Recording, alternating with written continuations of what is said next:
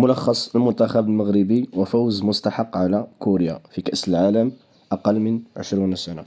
هنا الغلطة والعقاب كاد يأتي بالجول يا عثماني مع التصدي كان ممتاز صراحة. تم عقابها.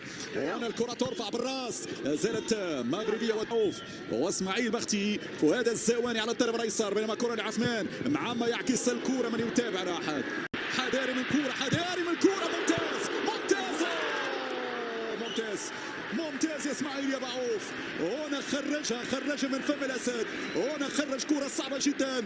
هنا كرة كانت في طريقة للشباك. شوف ردة فعل بعد يومنا. هنا كوريا محاولة تسديدة من العرضية لكن فيها بختي يقطع الطريق والركنية الأولى للمنتخب الكوري. إشارات قوية بين المباراة، لن تكون إطلاقا ساتية لا جزاء. انتظر تنفيذ الركنيه، مرفوعه الكره. يانيس برافو يانيس. طرق هنا يرى من الجهه. ياسر الزابري، ياسر الزابري يطلق الضربه الاولى، الجول الاول لاشبال الاطلس. نعم ياسر الزابري يقول انا حاضر، يقول انا نعم ساكون نجم الدور الثمن النهائي بضربه. نعم هنا استعراضيه اباغه الدفاع وحارس المرمى 1-0. نعم مع جسيم والزابري الثاني كان قريب، الثاني كان قريب بما يقدم عثمان معما في الجبهة اليمنى. بينما هنا الثنائية والتسديدة الآن شونغ بعيدة تماما إلى ضربة مرمى. يانيس بن شاوش يتنفس الصعداء. ايمن سوكو والبينية هنا في منتهى الخطورة لا زالت، لكن تغطية ممتاز اسماعيل بختي. الوان تو هذه العرضية مرت عالية، الكرة تمر عالية، مرت بسلام. شوط المباراة الأول. نعم صافرة الأرجنتيني.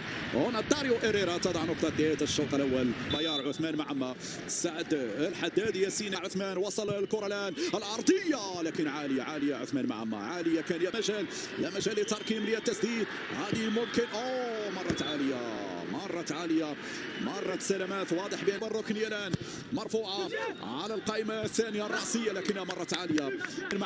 معما ماذا سيفعل معما؟ العرضية أول جول فعل أشبال الأطلس. هذه كانت صائبة يا عثمان يا معما، هذه صائبة يا عثمان يا مع المقاس وبالراس ياسر الزابري حطها في الشباك. 2-0 يا سلام. ترفع هذه الكرة داخل منطقة الجزاء الرأسية ياسر والتسديدة بعيدة. الكرة مرت عالية. مرور في عرضية مرت عالية. الكرة تمر عالية. ماذا يقول الحكم؟ الأرجنتين سعيد للتنفيذ. شونغ مقوصة مرت بسلام. هذه الكرة الأخطر لكوريا الجنوبية في هذا الشوط. أخطر كرة. بو مسعود يراوغ. ممكن الثالث. الزواني بعد ذلك. والحكم ماذا هناك؟ زالت كوريا الرأسية لإبعاد.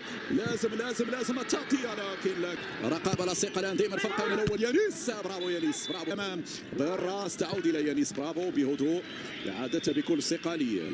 جسيم سير يا جسيم، اضرب يا جسيم. مرة جانبية. كان قريب من الهدف الثالث، كان قريب جدا من الهدف الثالث. هذه الإعادة اليمنى العرضية. نعيم بايار على الجهة اليمنى العرضية. يراقب العرضية حاضرة. تدخل بطولي صعبة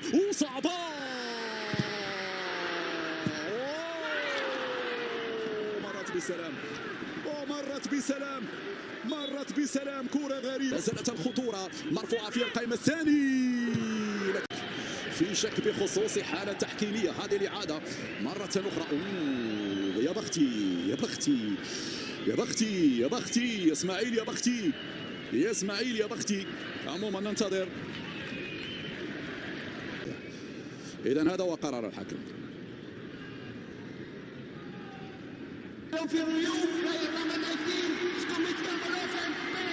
إذا ضربة جزاء لهذه الركلة. صحيح الوقت أمام لاعب تايوان. تايوان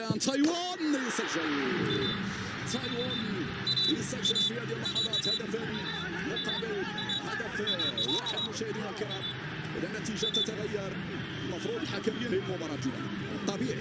الطبيعي أنه ينهي المباراة لأنه الدقيقة 7 من الوقت المحتسب بدل الضائع. تذكروا بانه مشى للفار قبل ثواني قليله من نهايه الوقت البدل الضايع. ومن المنتخب المغربي